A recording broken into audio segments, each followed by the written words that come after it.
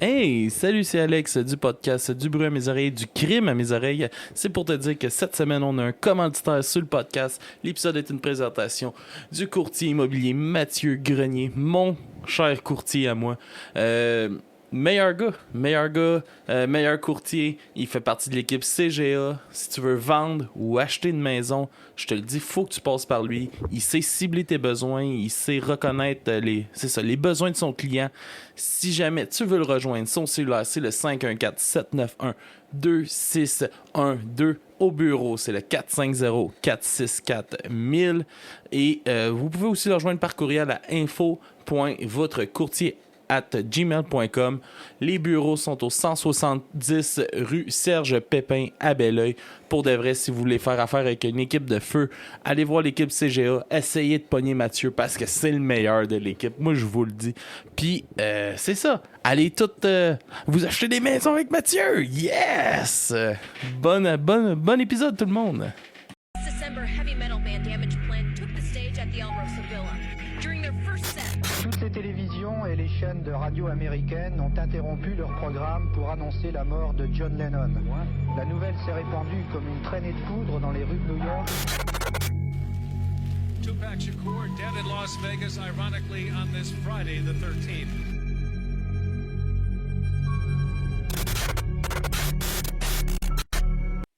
Alright! Bonjour tout le monde, bienvenue à Du crime à mes oreilles. C'est ici Alex. Aujourd'hui, je suis en compagnie de mon co-animateur, monsieur Jonathan Rochefort. Comment ça va? Correct. Correct. Toujours enthousiaste d'être là, Joe, c'est le fun. Ben oui. Ben oui, je sais, ça paraît dans ton voix, c'est ça qui est cool. Ça fait plaisir d'être présent. Et on a avec nous le petit stagiaire qui a décidé qu'on enregistre à 1h du fucking matin, un 30 juillet 2022.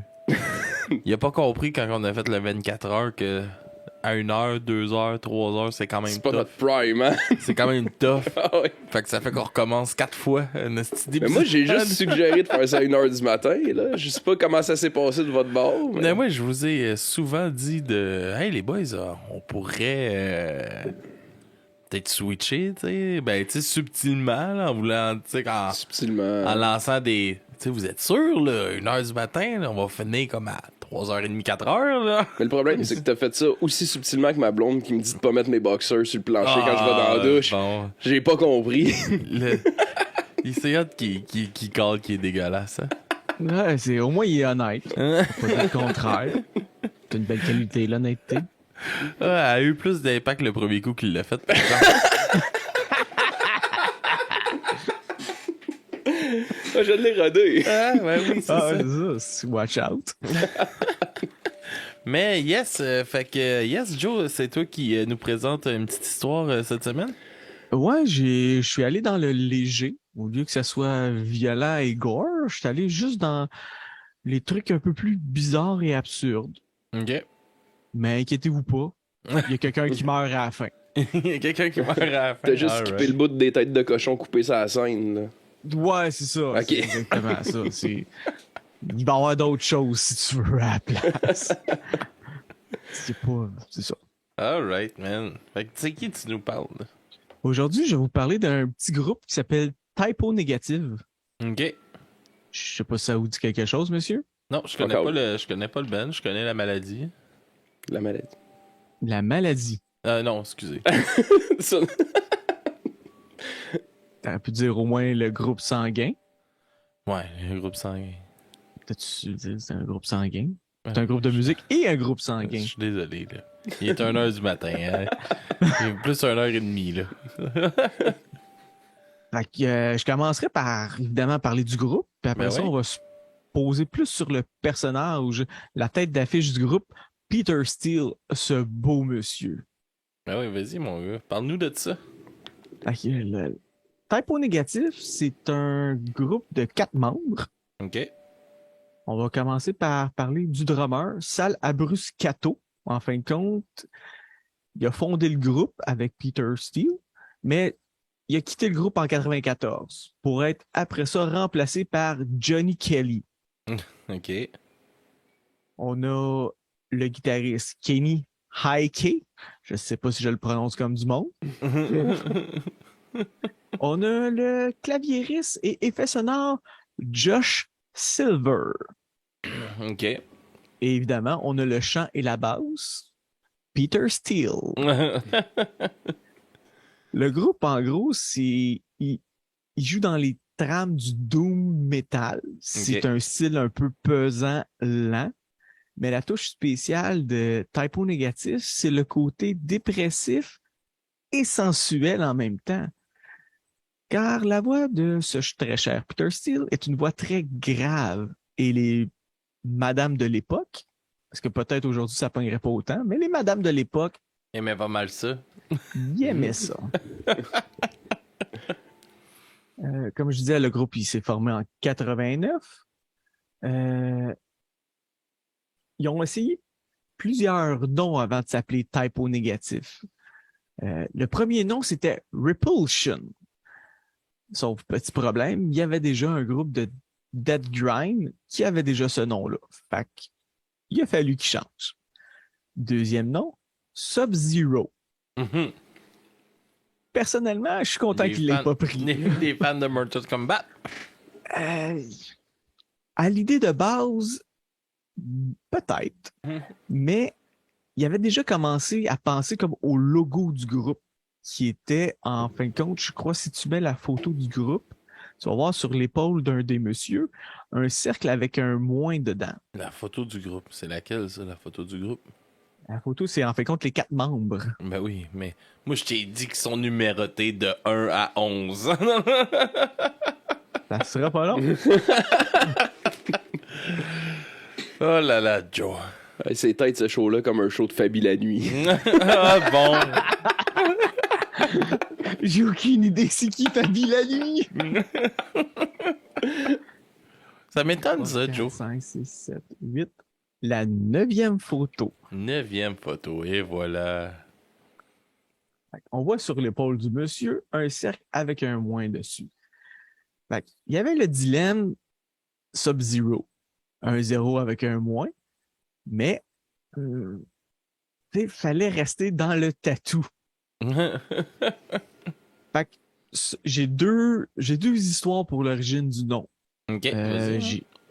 La première, c'est... Enfin, c'est ça, je suis pas sûr entre les deux laquelle est vraie ou pas, parce que selon certains, c'est une, selon l'autre, c'est l'autre histoire. Ouais. La première histoire, c'est Peter Steele était un fan de regarder les petites annonces dans le journal local. En feuilletant, il y avait une annonce pour justement une collecte de sang du type O négatif, car c'est une sorte de sang très rare, fait que les cliniques donnent de l'argent quand tu vas, une certaine époque, donner de l'argent à New York pour collecter ce sang-là. OK. Fait en voyant ce nom-là, il a fait comme, hey, bonne idée. L'autre hypothèse, c'est tout simplement, il faisait leur affaire tranquille. Il y a eu une annonce à la radio, même histoire un peu, clinique de sang qui cherche le type O négatif. Puis ils ont fait comme, hey, c'est nice, ça fit avec le tatou, avec le logo. On prend ça comme nom. Et c'est devenu Type O Négative. Oh, puis c'est quel t'as préféré? J'avoue que le journal, ça vient me chercher un peu plus parce que je me souviens d'avoir feuilleté le journal. C'est ton époque? À une certaine époque, j'aimais bien les petites annonces de rencontres. Ah ouais. Serge, T'aimais ça lire 36 ça? ans, cherche madame gros buste. Parfait, ça. Parce qu'il chargeait au nombre de mots que tu mettais. Fait que là, c'était des mots très simples, il allait tout de suite au but. Podcasteurs aussi, ils vont directement au but, sauf qu'ils ont plus d'espace pour mettre des mots. On va commencer avec... en fait, je te dirais de mettre la photo numéro 1, qui est le premier album de Type O Négatif, qui est Slow, Deep and Hard. Album de 1991. Comme on peut voir, le cover de l'album est un peu flouté pour la seule et unique raison que c'est un coït. Oh! L'album a été écrit en 4 heures OK. par Ah, Peter l'album Steele. au complet? L'album au complet. En 4 heures a été écrit. Il n'a pas été Tabarnak. enregistré. Non, je sais bien, là, mais écrit quand même, ça devait être de la bombe. Peter Steele était très saoul et il venait juste de se séparer. Il y avait beaucoup de haine dans son cœur. En fin de compte, c'est simple. La chanson la moins longue dure 6 minutes 44. OK. Fait que je vous laisse imaginer le reste, à quel point que c'est lent. Après ça, ils ont quand même eu un certain succès. Mhm. Parce que Roadrunner a décidé, parce qu'ils ont signé sous Roadrunner, fait qu'ils ont laissé deuxième quand même album. quand même une grosse compagnie de disques. Exactement. Je vais revenir plus tard sur la signature de Roadrunner. Deuxième album, je te prierai de montrer la photo numéro 2. Je vous laisse Compris le savourer. principe pour les photos d'album, je pense. Ah, parfait, super. Fait que je vous présente The Origin of Faces, Not Live at Brighton Beach de 1992. Concept art assez simple, un close-up de l'anus de Peter Steele. Et autre fait marquant, c'est un faux album live. Le groupe a demandé à des fans d'envoyer des enregistrements de huage. Fait qu'en fin de compte, tout le long de l'album, t'entends juste du monde comme si c'était un show live, mais ils sont tous en train de huer puis des insulter. Nice. À partir de ça, je peux vous commencer à vous parler de leur humour très ironique et noir du groupe. Ça tourne toujours alentour de ça un peu. OK. On va passer à l'album de 1993, Bloody Kisses, qui est l'album qui les a quand même mis en tête d'affiche. Ça a été le premier album de Roadrunner à atteindre le Gold Platinum. OK. Fait que ça a été quand même un des très gros vendeurs. Évidemment, le cover de l'album est ce qu'on pourrait appeler, à une certaine époque, assez alléchant pour les messieurs. Deux madames qui se frottent ensemble, toujours gagnant. Et le début de l'album, Le justement. sarcasme est tellement beau. Toujours Et- gagnant. Et évidemment, l'album, je m'en souviens plus c'est quelle chanson exactement, parce que je crois que c'est un entre-deux chansons.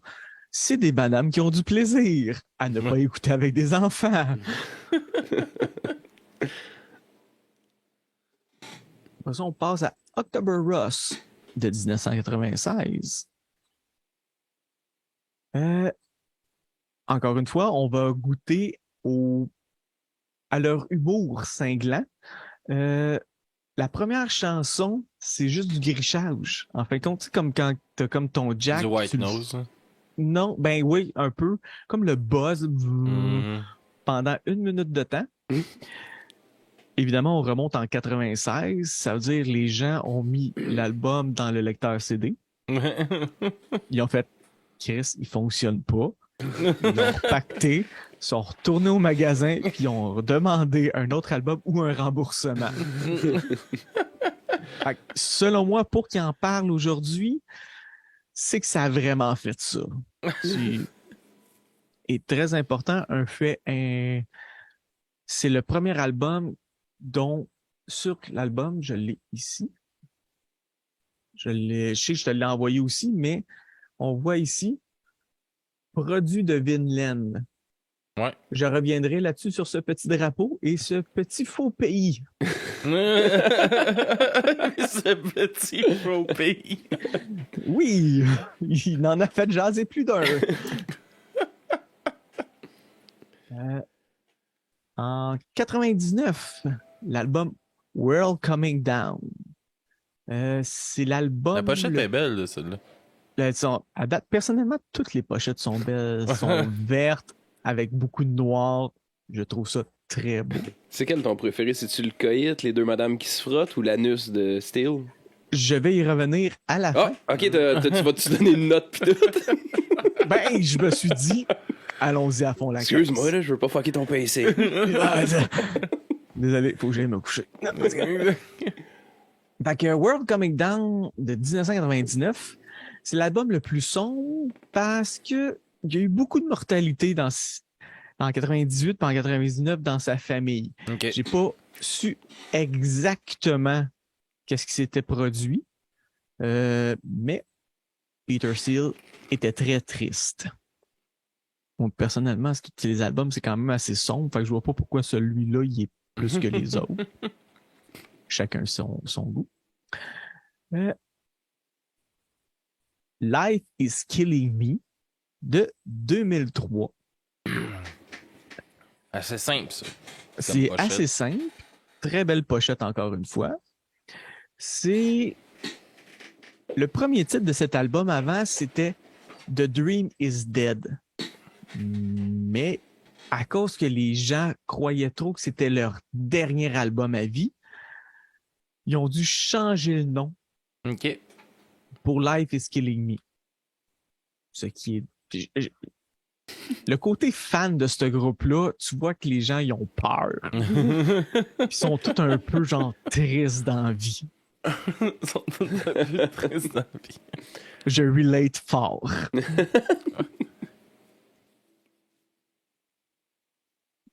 Euh, 2007, Dead Again. Très bel album, encore une fois. Sur la pochette, qui pouvons-nous voir? Un grand homme qui a marqué l'histoire. Quand j'étais jeune, je pensais que c'était Charles Manson. Mais avec le temps, j'ai découvert que c'était encore mieux que Charles Manson. C'était Grigory Raspoutine. Oh! Est-ce que vous connaissez un peu ce beau personnage-là? Oui, un petit peu. Un petit peu. Toi, Le stagiaire. Ben, pas Stagiaire. ben, là. Bon, éduque le stagiaire. Grigory Raspoutine a été une très grande influence chez les tsars de Russes. Il était reconnu pour l'énorme pénis qu'il avait et son appétit sexuel. Encore aujourd'hui, ça a l'air qu'il y a un musée qui aurait son pénis. Mais il s'ostine avec un autre musée qui aurait son pénis aussi. Il était tellement long, man, tout le monde peut l'avoir. Tout le monde en a pris un morceau. Raspoutine se partage à tout le monde, les enfants. Dead Again est évidemment, peut-être pas évident pour tout le monde, mais c'est le dernier album, sans vraiment le vouloir, de Type O Négatif. Fait intéressant, la chanson Halloween in Heaven a été écrite en l'honneur du décès d'un ami de Peter Steele. OK. Est-ce que vous devinez qui était son ami? Je sais pas. Diamondback Darrell. Oh! Référent à notre premier épisode. Référence à votre premier épisode, parce que je ne l'ai pas encore là. Mais oui, Type O Négatif était un groupe relativement proche de Pantera. On peut même voir sur certaines images des shows live de Pantera, Peter Steele passer le balai sur la scène. ça y tentait. Ben oui, pourquoi pas? C'est rock. C'est rock and roll, baby. Évidemment, je vais donner mon avis avant que le stagiaire le redemande. Mes deux albums préférés sont Bloody Kisses et Life is Killing Me. Ce sont des albums qui ont autant des chansons plus doux, plus calmes, plus sombres, autant que plus rythmées. Je les conseille fortement justement aux stagiaires, car puis tout le monde aime ça, des madames qui ont du plaisir. Puis pour que je les retrouve, là, c'est les anus ou... Ah, Life is Killing Me, c'est l'album, en fin de compte, avec le petit cardiogramme. Tout. Ok. Bloody Kisses, c'est les deux madames qui se frottent ensemble. Ce que tout le monde aime. Je vais commencer Ce par que tout le celle-là. monde- Je vais commencer par lui. Puis ça commence avec une excellente Ah, chanson, Christian Woman, qui est en fin de compte une chanson qui parle d'une madame qui aime vraiment beaucoup trop Jésus. OK. Suivi de Black Number One, qui est en fin de compte l'histoire d'une madame qui aime vraiment trop la mode gothique. Intéressant. Le On va inviter groupe tout le monde à aller checker ça, pour vrai. Oui, c'est un groupe, moi, personnellement, qui m'a marqué justement par son côté très sombre. Et évidemment, dans l'adolescence, étant donné que j'étais un peu horny, ben, le côté sensuel, la chose. Étant donné que j'étais un peu horny. Et les influences du groupe en général se trouvent beaucoup dans le vieux rock des années 70. OK. Moi, je le compare beaucoup à The Doors avec une touche de métal. Je sais pas si je dis les Doors, ça dit quelque chose, le stagiaire? Oui, ça va. Ok, Ça, je suis là. J'ai eu peur, là. Je savais plus quoi dire rendu là.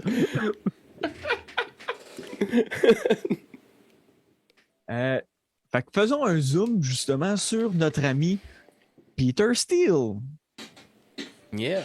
Jeune homme de son vrai nom, Petrus Thomas Radski. Hey, c'est à ton tour. C'est bon?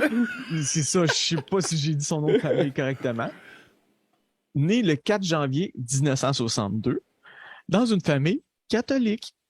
All right. C'est le plus jeune d'une famille de 5. Mais c'était le seul garçon. OK. Entouré de sœurs. À l'âge de 12 ans, il a commencé les leçons de guitare. Pour, après ça, 6 mois plus tard, apprendre la basse. En général, c'est toujours la basse qu'on apprend en premier parce que c'est plus facile. Mais ça Il y a juste 4 cordes. C'est ça, exactement. C'est souvent l'instrument où c'est genre, bon, ben, il faut un bassiste. Non. Pour quelqu'un qui tienne cette affaire-là. Ouais. Euh, Juste ce débat-là avec un Ben l'autre jour, là. Justement, là, parler de bassiste, puis j'étais comme, non, c'était important, fucking. C'est durant le 24 heures. Ça se peut. C'est-tu Ouais. avec autre part? C'est pas avec autre part? Ouais, je pense Ouais. que ouais. Ouais, direct ça. Puis en fait, compte le verdict, ça a-tu été que le bassiste, c'est important? Ah, je me rappelle pas, mais il était 10h du matin. Là. Il était de bonne Ah, heure. ok. Non. OK. Évidemment, je vais vérifier pour te dire de mettre la bonne photo. La 10e photo. Yes. On voit le beau Peter Steele, grand monsieur, 6 pieds 2, Ah, il est bâti aussi, hein? monsieur musclé, avec les cheveux noirs longs bien lisses. Et fait important, il y a quand même des bonnes canines. Fait qu'un look un peu vampirique que les madames gothiques aiment. C'est drôle, à 1h du matin, t'as un peu un ton robotique. Ouais, hein? C'est un peu moins naturel. Peut-être ça. C'est peut-être naturel à 1h du matin. Revenons sur justement la signature avec Roadrunner. La signature s'est fait un peu de façon spéciale. OK. Il aurait signé avec du sang et du sperme son contrat de Roadrunner. Ça, c'est Quelque des chose. légendes, ça? Ouais, c'est une légende. J'étais un peu triste d'ailleurs parce que ça a l'air qu'il aurait juste pris genre du colorant alimentaire avec du sirop de chocolat. Je trouve ça poche, là. Honnêtement, j'aime mieux rester avec le sang puis le sperme. Ma jeunesse est détruite. Ça, c'est la légende quand t'étais kid, ça?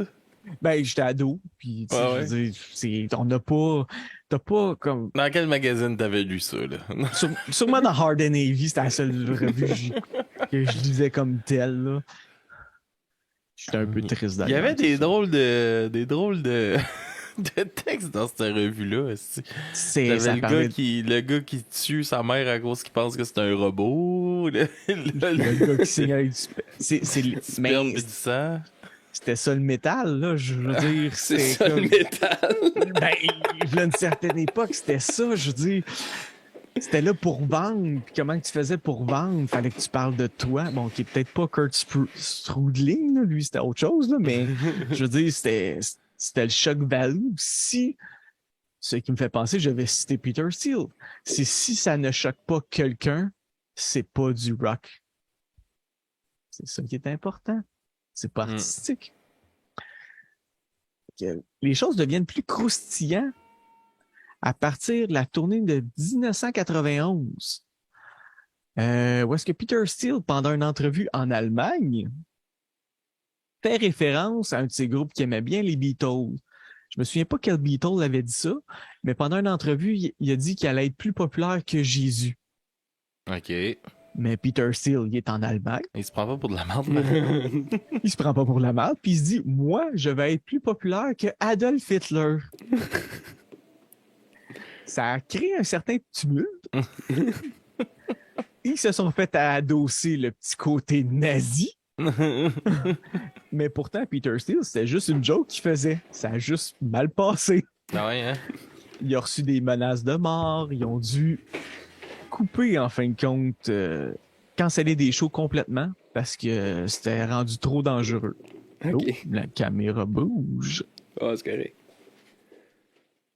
Fait que, l'étiquette, en plus, est restée quand même assez longtemps parce qu'il se faisait dire, justement, qu'il était misogyne aussi dû aux paroles de certaines chansons quand il était pas content à propos de son ex, parce que c'est arrivé 2 fois certains problèmes avec son ex. Mhm.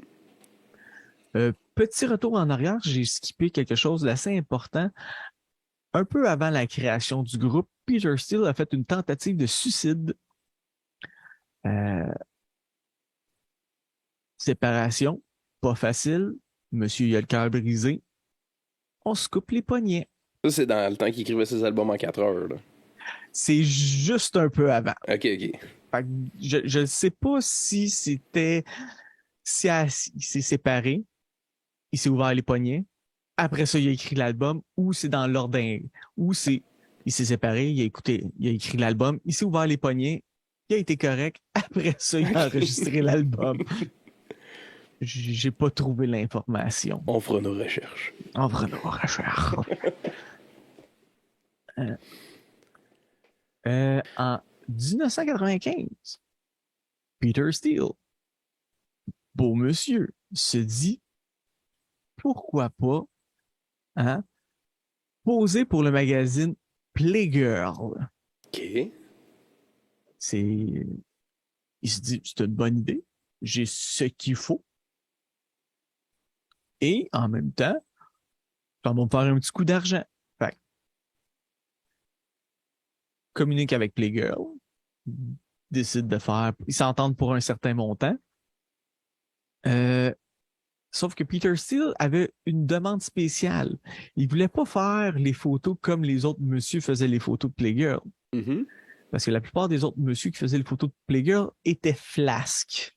OK. Lui, il voulait être mis à son avantage de toute sa longueur. OK. Les photographes, en fin de compte, Playgirl étaient comme, ben, tu peux pas rester shafté pendant une session de 3 heures de photos. Peter Steele a fait, check-moi bien aller. Et il est resté shafté tout le long. Fait que j'ai pas cherché plus longtemps, mais à ce que je sache, ça a été un des premiers messieurs à faire les photos shaftées. Sur un assez bon échantillonnage de recherche. Ben, c'est à un moment donné, tu sais, tu check, tu fais ta job, puis là, t'as comme des enfants qui passent en arrière de toi. Tu fais comme, moi, OK, je pense que je vais mettre ça de côté. On va parler, tu sais, ça reste du croustillant, mais on va mettre ça un peu de côté. La seule déception qu'il y a eu après, à cause des photographies de Playgirl, c'est qu'en fin de compte, un de ses amis lui a dit qu'à peu près 23% des lecteurs de Playgirl étaient des madames. OK. Que la majeure partie, c'était juste des messieurs qui regardaient ça. Mais Peter Steele, il n'est pas vraiment intéressé par les messieurs. Fait qu'il était fâché, mais en même temps, rien de plus. Ça a resté quand même un certain gag et il a écrit justement une chanson I Like Girls qui réfère à cette époque-là de sa vie.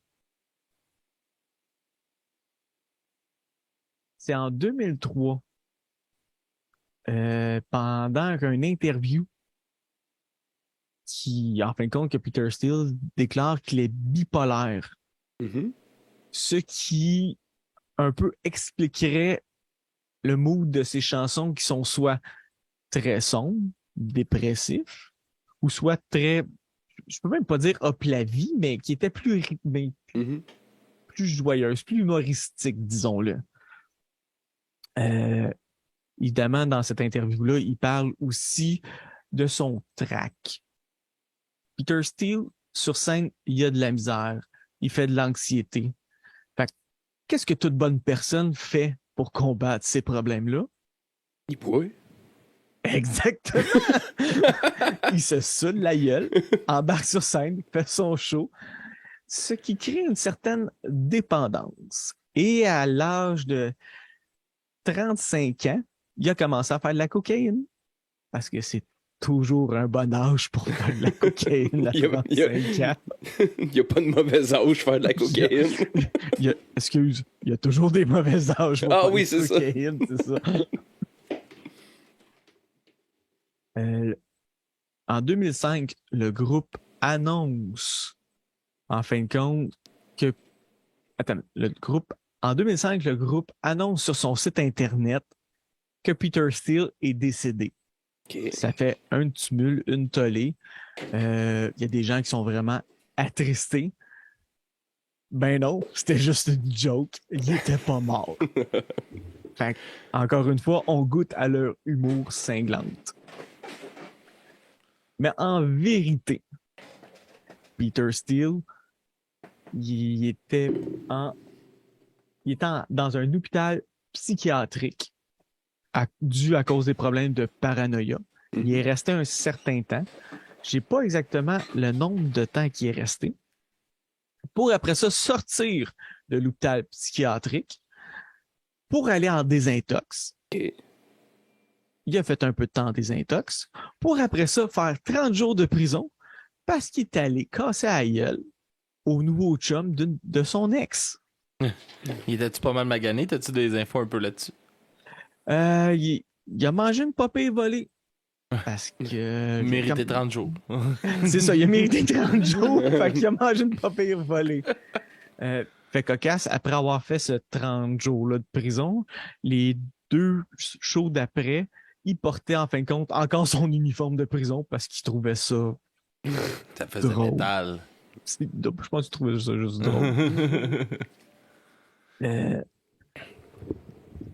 Plusieurs problèmes mentaux. Aujourd'hui, il est clean. Mais après ça, après cette phase-là, il est devenu clean. Il a été quand même il a été correct jusqu'à ses derniers moments où est-ce qu'il est décédé le 14 avril 2010. En fait, au début, il pensait qu'il a fait un arrêt cardiaque, mais en fin de compte, avec l'autopsie, ils ont découvert qu'il a fait une diverculite du sigmoïde, que je n'ai aucune idée c'est quoi. Fait que j'ai googlé c'était quoi. Alex pensait que c'était un groupe sanguin. Tu vois, c'est ça. En fin de compte, c'est une infection. C'est une infection d'un ou de plusieurs diverticules du segment sigmoïde du côlon. Les diverticules sont des petites hernies de la muqueuse intestinale au travers de la paroi musculaire du côlon. Fait que malgré sa vie assez élevée de rock'n'roll avec drogue, alcool, beaucoup de sexe, qu'est-ce qui l'a tué? C'est son intestin. Avant de terminer, je voudrais revenir sur le drapeau de Vinland. Ouais, tu nous as parlé de ça, là, d'un faux pays. C'est la photo numéro 8, si tu veux la mettre. Ouais, je vais la mettre. Le drapeau de Vinland, en fin de compte, a été installé à partir d'October Rust, a été mis sur chacun des albums à l'arrière comme étant un produit de ce pays-là. Dans les nouveaux prints des premiers albums, j'ai pas trouvé s'il l'avait fait. Moi, j'avais entendu dire qu'il le remettait sur les nouveaux prints. OK. Mais j'ai pas eu de confirmation parce qu'en fin de compte, j'ai pas... quand quand tu checkes un disque sur Internet, ben, il ne montre pas l'arrière en général. Puis des disquaires, je sais pas si ça existe encore. Fait Ben oui, que- ça existe encore, Joe. Ça existe encore? Ok, excuse. Ce beau drapeau-là est un drapeau vert et noir qui a été... comment on dit ça? Je cherche le mot. Je cherche un mot, puis je le trouve pas. Un mot Mais qui il est veut un dire peu- quoi? Un mot qui veut dire comme... Il a été inspiré, et voilà, Ah. du drapeau de Norvège. Le drapeau de Norvège qui est rouge et bleu. Mhm. Lui, il est vert et noir. Car c'était un peu avec les croyances et la spiritualité de Peter Steele. Ce drapeau-là, évidemment, représente Vinland qui, pour Peter Steele, c'est l'unification du Canada et des États-Unis ensemble pour faire un même pays qui serait genre sous les croyances pagan, mais je sais pas comment le dire en français, pagan, Païen. belief. C'est païen? Ah, ça doit être païen. Ouais, païen. Ben ouais, je suis de même. Là, Joe, le style d'anglophone. Ouais, c'est ça. Joe, c'est un vrai jeune, là, il oublie ses mots en français. Ça me fait du bien me sentir jeune. Ce drapeau-là a été repris, évidemment, par des groupes d'extrême droite. OK. Parce que depuis l'histoire de 91, l'étiquette de nazi ou de suprémaciste blanc a quand même suivi tout le long un peu typo négatif. Et aujourd'hui, la Ligue anti-diffamation l'a étiqueté comme symbole de haine. Oh. Fait que je t'ai dit de le mettre à l'affiche, mais je sais pas si ça va te créer des problèmes. Je viens de réaliser ça.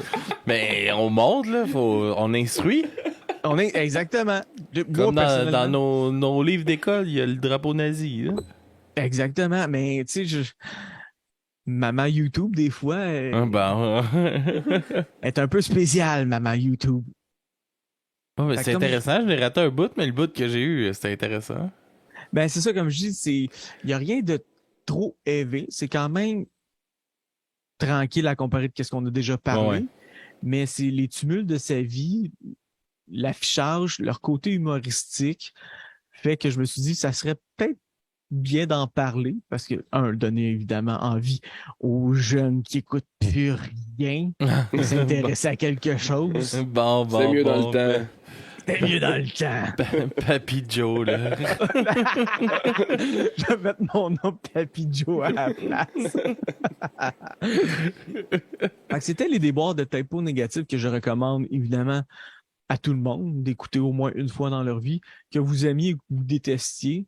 C'est leur style musical, je crois pas qu'il a été vraiment repris. OK. Personnellement, j'ai pas connu d'autres groupes que je pouvais faire comme ah ouais, ça me fait penser à typo négatif. Non. Toi, tu te sens bien de dire au monde d'aller écouter de la musique suprémaciste blanc, toi? Faut savoir Tant que tu montes pas le détacher... drapeau à maman YouTube, t'es correct. C'est ça. Faut que tu saches détacher l'œuvre de l'artiste. Ah, bon. C'est ça que je me disais en écoutant R. Kelly. C'est même pas bon, R. Kelly. Selon Non. moi, évidemment. Yes, ben merci, Joe, pour ce bel épisode. C'était pas l'épisode le plus gore, mais c'est celui qui m'a le plus excité. Ça, hey, en parlant d'excitation, veux-tu mettre... on pourrait se laisser en mettant la photo numéro 11. Ouais. La photo du cover de Playgirl avec le Ben beau oui. Peter Steele. Yes, on se laisse là-dessus, man. Merci, Joe. Merci, le stagiaire. Yes. Et nous, on se revoit dans 10 minutes pour un autre épisode. Puis les autres, on se voit dans 2 semaines. All right. Yes. À plus tard. Ciao, là.